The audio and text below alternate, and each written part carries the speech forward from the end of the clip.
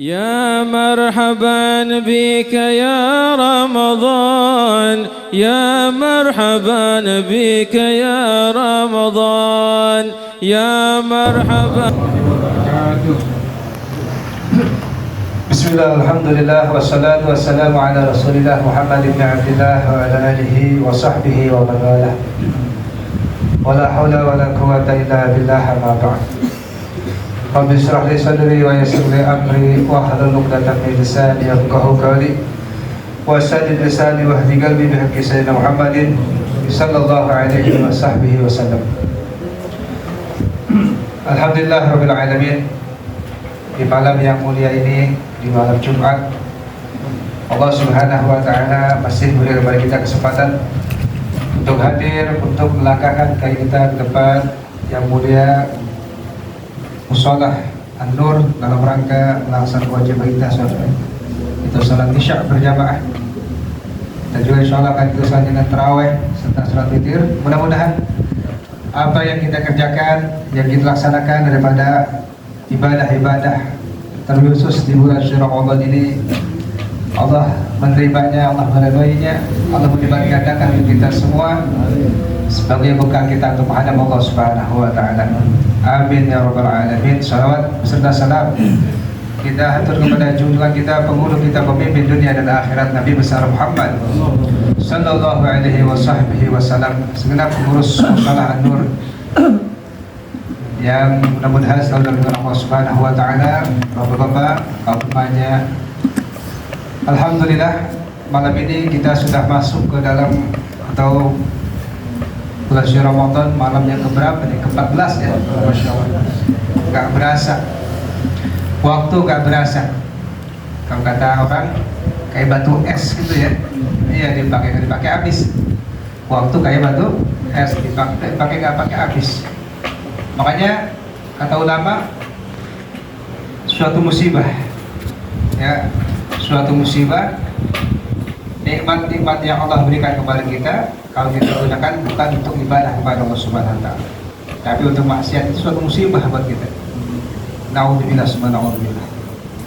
Rasul sallallahu alaihi wasallam bersabda dalam hadisnya, ni'matani maghbunun fihima katsirun minan nas as-sihha wal faragh. Kalau Rasul sallallahu alaihi wasallam, ada dua nikmat yang kebanyakan manusia tertipu dengan dua nikmat tersebut, yaitu nikmat sehat dan faragh. Nikmat sehat dan faragh. Ada orang Allah berikan kesehatan, namun kesehatannya bukan untuk ibadah kepada Allah Subhanahu wa Ta'ala.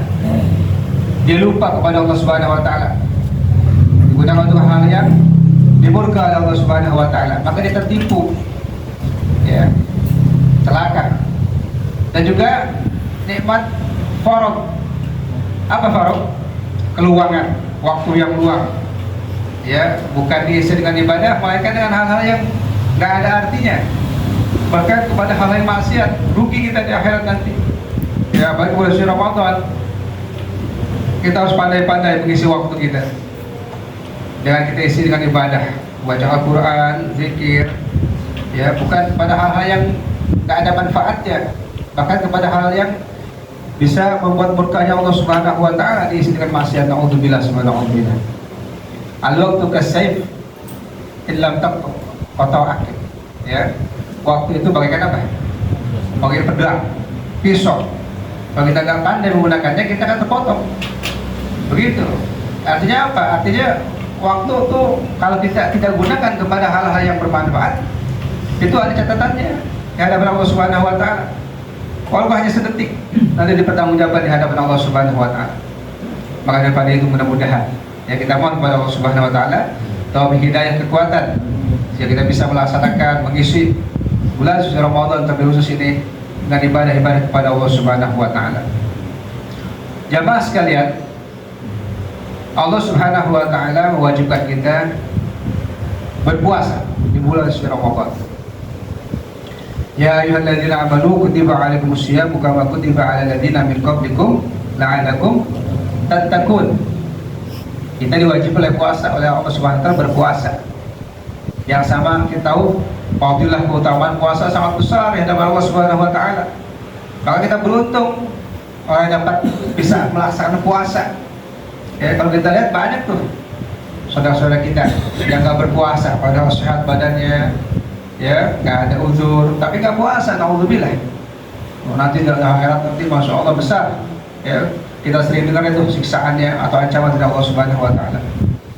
Jadi puasa ini memang Allah wajibkan buat kita umat Rasulullah SAW sebagai anugerah buat kita. Kan dalam puasa itu banyak kelebihan, keutamaan, fadilah, keutamaan banyak, ya baik dari segi kesehatan atau juga daripada pahala dari Allah Subhanahu wa taala.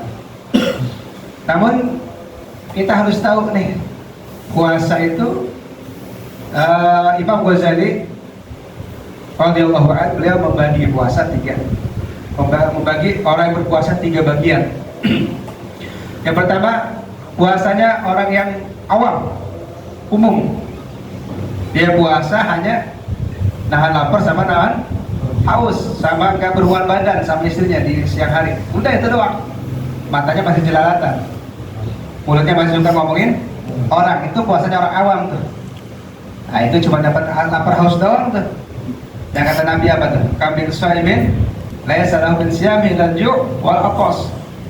Orang awam, ya. Jadi puasa perut, mulut, nggak makan, nggak minum, sama nggak berhubungan doang, udah itu doang.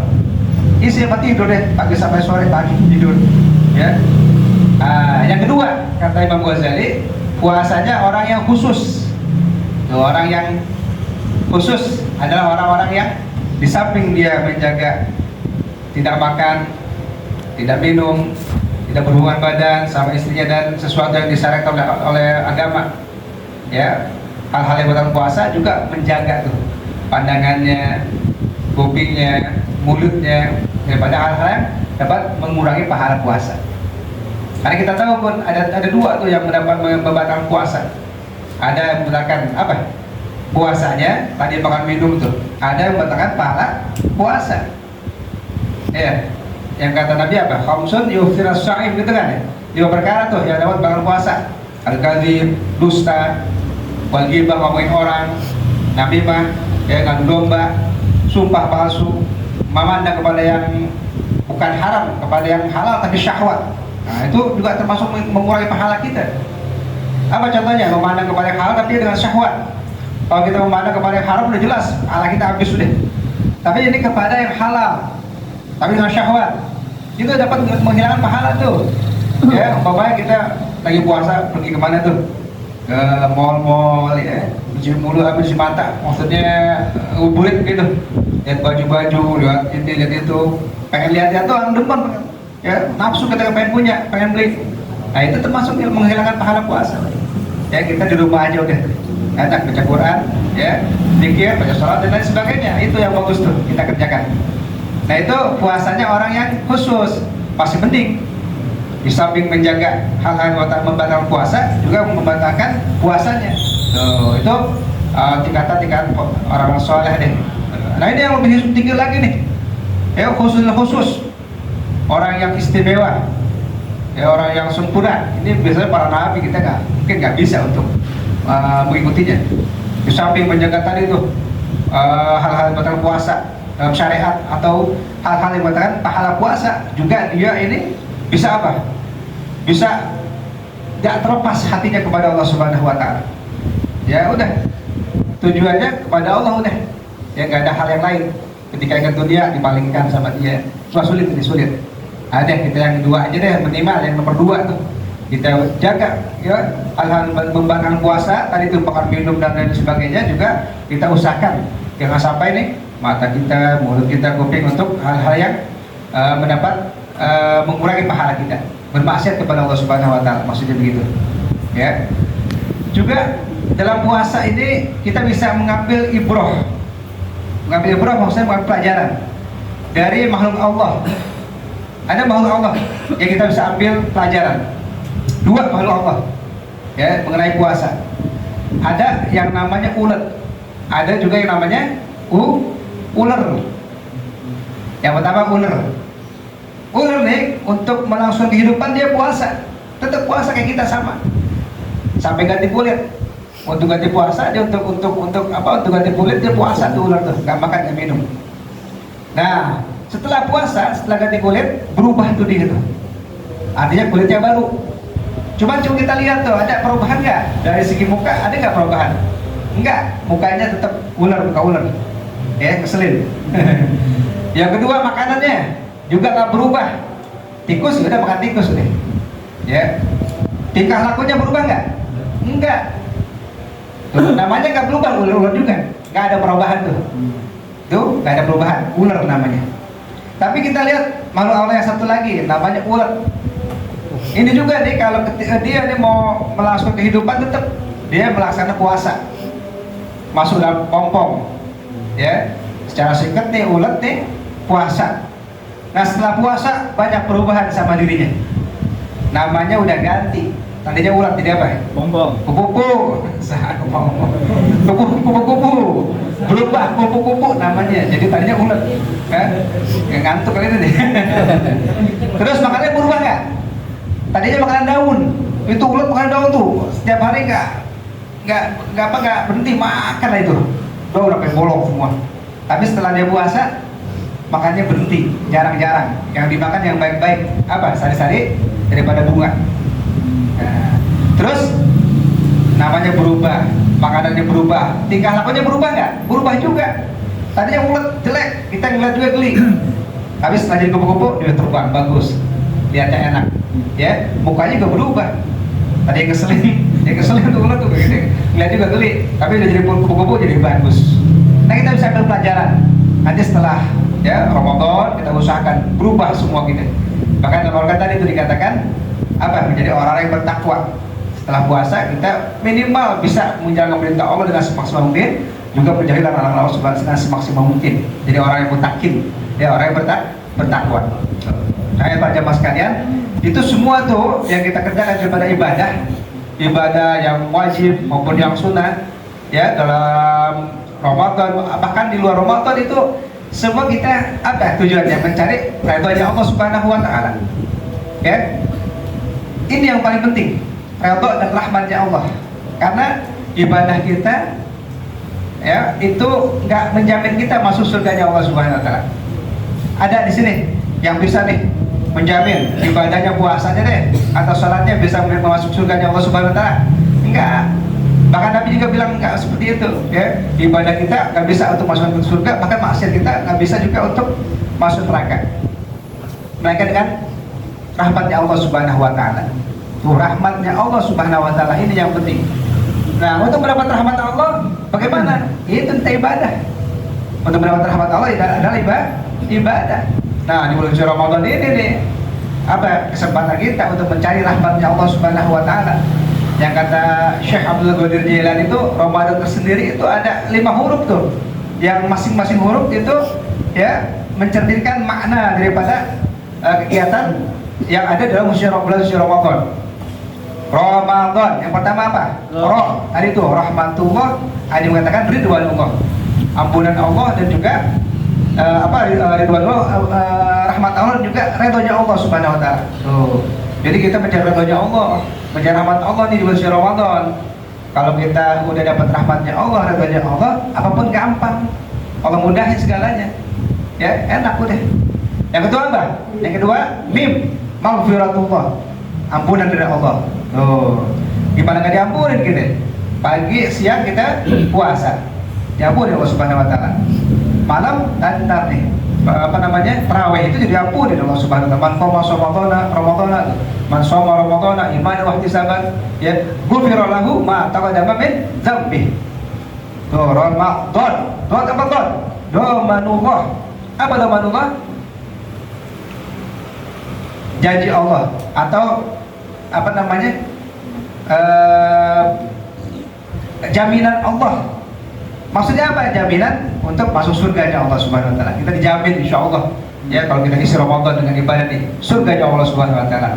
Amanullah yang keempat tuh. Ramadan doanya panjang, alif. Amanullah. Kita akan kasih aman. Diberi keamanan dari apa? Dari siksanya api neraka. Yang terakhir nurullah, cahaya Allah, hadiah dari Allah Subhanahu wa taala, anugerah yang Allah berikan kepada kita ini. Makanya kita alhamdulillah ya. Ini semua berkat hidayah taufik dari Allah Subhanahu wa taala. Kita bisa begini, kita bisa ibadah sholat, ya, puasa. Makanya kita selalu minta sama Allah taufik hidayah.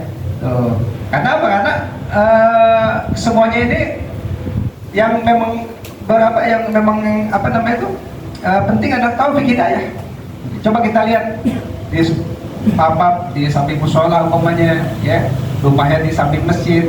Kalau Allah kasih taufik hidayah, tetap dia nggak mau datang ke sini, nggak mau datang sholat, nggak mau datang baca Quran di sini atau terawih. Itu mahal tuh taufik hidayah. Maka kita terus minta sama Allah taufik hidayah dari Allah Subhanahu wa taala. Nah, para jamaah sekalian, ya, mungkin ini yang dapat saya sampaikan. Karena udah pada miring nih, udah pada ngantuk kayaknya nih. Ya, insya Allah pada waktu kita teruskan. Walaupun sedikit tapi ada manfaatnya.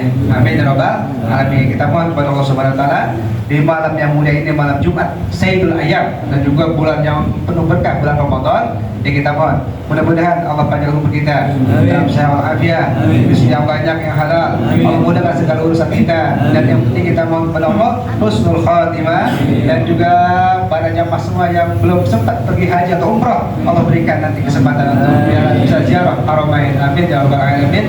Ala hadhihi wa ala kulli niyatin salihah wa ila hadhi Nabi Muhammad Mustafa Rasulullah sallallahu alaihi wasallam bisiril Fatihah. A'udzu billahi minasyaitonir rajim. Bismillahirrahmanirrahim.